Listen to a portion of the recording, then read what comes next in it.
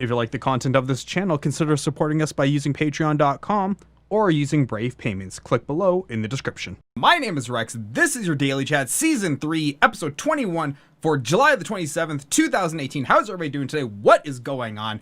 Man, I am hyped. We are finally getting some more news. We actually have a follow-up from yesterday's story regarding, or not yesterday, the day before story regarding NVIDIA and their brand new NDA. But before we get started with all of this, how's everybody been doing? What is new with all of you? Why does my mouse keep freezing on me? I do not understand technology some days. It is one of the most annoying parts of my job. Well, let's hope this fixes the error, because it is becoming just quite annoying trying to deal with this mouse. It is not going to fix the problem. What is new with all of you, man? Welcome to this very, well, this actually isn't late. It's actually, if anything, it's actually a little bit early. But yeah, I'm very, very excited. There is some brand new tech news, some news that I've been super excited for. As we know, I tend to follow things that, well, I have a personal vested interest in. And getting started with this stuff is no exception. We have brand new news from WCCF Tech about the 32-core AMD processor that was shown at Computex 2018. It is now called the 2990X, and it is estimated, as I had predicted, to cost around... Magic Medusa, thank you so much for that follow. I appreciate that. They're good people, man. As I had predicted, it is gonna cost around 1,500 USD, which is a bargain basement price for a 64-core thread processor. And the best part is, too, as you scroll down, there's actually speculation on the roadmap of the CPU of NVIDIA, of AMD, where the 3000 line, so the next one after this, is gonna have a speculated 84 cores or even 64 cores. It's going to be going, the multi-CPU market, the 2 CPU, 3 CPU market, it's about to get bonkers again, guys. And once again, these are not gaming CPUs, these are server CPUs. These are meant for workloads, protein folding, all that other kind of crap. But this is just really exciting because while we have the Intel processor, the 7980XE or whatever it's called, costing $2,000 and only having 16 cores. 16 cores? It has 14 cores. Yeah, 14. Whereas this is 32 cores. So you are getting a mountain more amount of processing units for the same price, if not a little bit cheaper. So if you're not hyped already to build your own home server, there's no better time ever in history to build your own server for your house. You can now get like actual high quality performance and at a bargain price. So we're gonna keep an eye on this, but $1,500, you know what, man? That's a hell of a deal, and I am all about that when it comes out. Also, the follow-up from NVIDIA's NDA story, for those of you that don't know what we're talking about, a few days ago, Highs.de released the newest NVIDIA NDA agreement for publishing outlets, saying, here's what you can do, here's what you can't do, and all this other kind of stuff. And one of the biggest and glaring problems was the wording of, you cannot do anything that's not to the benefit of NVIDIA. And now, not being a lawyer and not being versed in legalese, that at face value sounds horrific. You can't do anything that's not to the benefit of NVIDIA. And every other potato person who's not a lawyer understood that as, you can't say anything that's not praising NVIDIA. Well, Gamer Nexus, moderately sized YouTube channel at 274,000 subs, talked to an actual lawyer. Supposedly, it's not that I can't verify it, I just haven't verified it. But he talked to an actual lawyer, and they went through the whole agreement. And this lawyer actually went through bit by bit and deconstructed the legalese to tell you what it is. Now, mind you, from what I was able to gather, this is still not a great document. Like, it's still a bad document. But it does come back to the effect of the parts that we thought were bad aren't as bad, but you can still get yourself into a lot of trouble if you're not careful with this. So really, if you're a publishing outlet, man, I'd say just don't sign the document. Just leave it alone. You might lose some engineering samples, whatever. They have to release the product at some point, and you can do your own testing and publish the results then.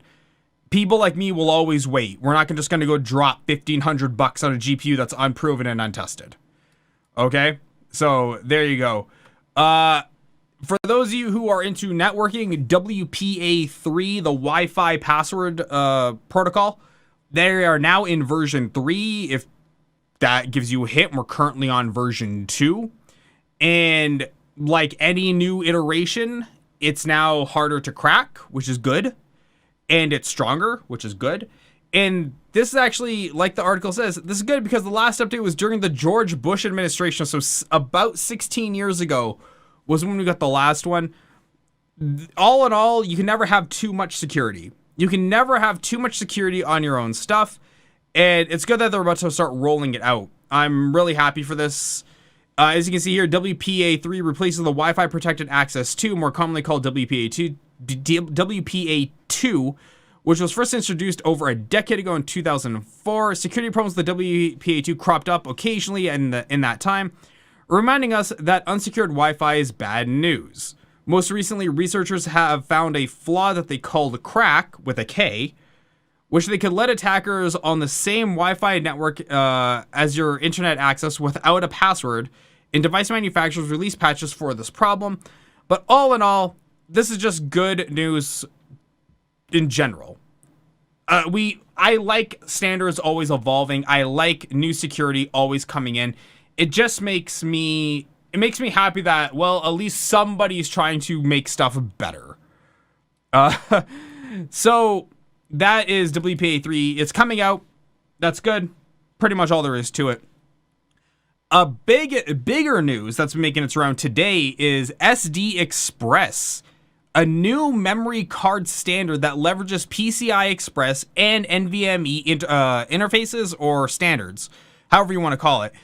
But these, if you guys don't know, NVMe is the protocol made specifically for SSDs, for solid state drives.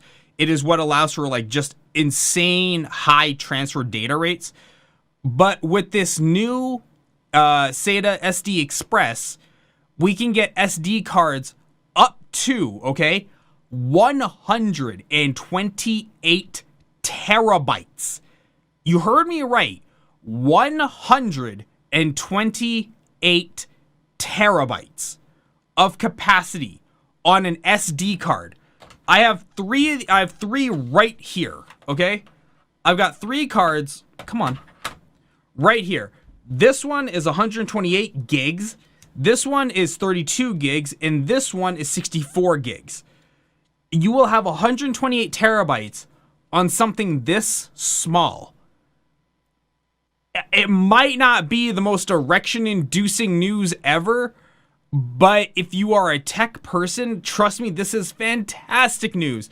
With the evolution of 4K video capture coming from phones, and then you have people like YouTubers going to like weapon red cameras and all this other stuff, this is fantastic news because when you use something like a red camera, 8K footage, you can have a single 1-second clip having take up 300 megabytes a second. So 1 second is 300 megs.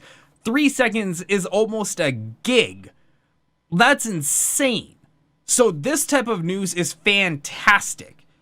And right now our capacity for SD cards is about 2 terabytes, which I don't even think is out yet.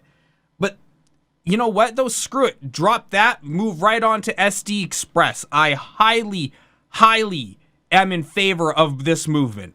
I cannot express my excitement enough. Getting back to NVIDIA.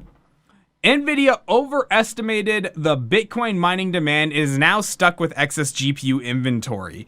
This story we covered a little bit ago, about 2 weeks ago. But there was reports that NVIDIA had overestimated this, and now because of their restriction of unit supply, they tried to pull a Nintendo in essence, okay? They tried to artificially restrict the supply, and now 3 of their board manufacturers returned 300,000 GPUs. 300,000.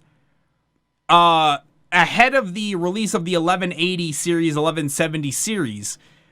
That is a lot of cards that they're just kind of stuck with. And now that we know GDDR6 is in full-scale production, now that we know that they are slashing prices on the current 10 line, it's pretty safe to assume that they're about to launch the 1100 series, but they're going to have to get rid of this 300,000 inventory. So, you know what? If you don't want to drop 1,500 USD on a brand new graphics card, you might be able to score yourself a 1080 at a bargain basement price.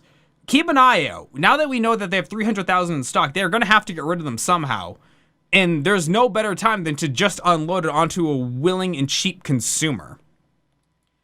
And finally, you can launch your own wireless ISP for $25,000, says Startup Netco.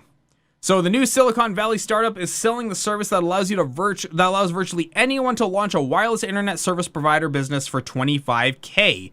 Starting an ISP has gotten way cheaper, but there's still some investment required to get started. The company notes on its website, you'll need to have access or be able to raise within a month of acceptance the $25,000 to cover the initial infrastructure, hardware setup, and business setup and startup expenses. And Netco said that the prospective customers who agree to purchase its services can potentially make a solid entry into the ISP business. Running an ISP is a great business, and the company added, and you have highly recurring revenue at low variable and fixed costs, and a low capital expenditure requirement that uses the next generation of distribution gear. The exact numbers will depend on your specific circumstances and unique advantages. This is clever wording. While you think starting up your own ISP is like the fast track to Bill Gates hood, you should probably take a step back and learn from the lessons of the past. We all thought Google Fiber was going to be the demolition ball for AT&T and Verizon and Comcast Xfinity. And actually, it was not. Adoption was not as high as you thought, and they ended up shutting down Google Fiber in new prospective cities. So you have to kind of be aware of this. While $25,000 is a low investment, just like any investment, it's a risk. You're going to have to worry about the laws in your area, and more importantly, you have to worry about the ISPs in your area. But still, I think it's great that some companies at least trying to put the pressure on. This is what we have to do in general. Put the pressure on the ISPs, that way they can bring the costs lower. Is anyone ever going to rise up and be the next AT&T? I don't think so. But I think if you can put the pressure on them, it will force the change that we're wanting to happen anyway by bringing new people into the markets.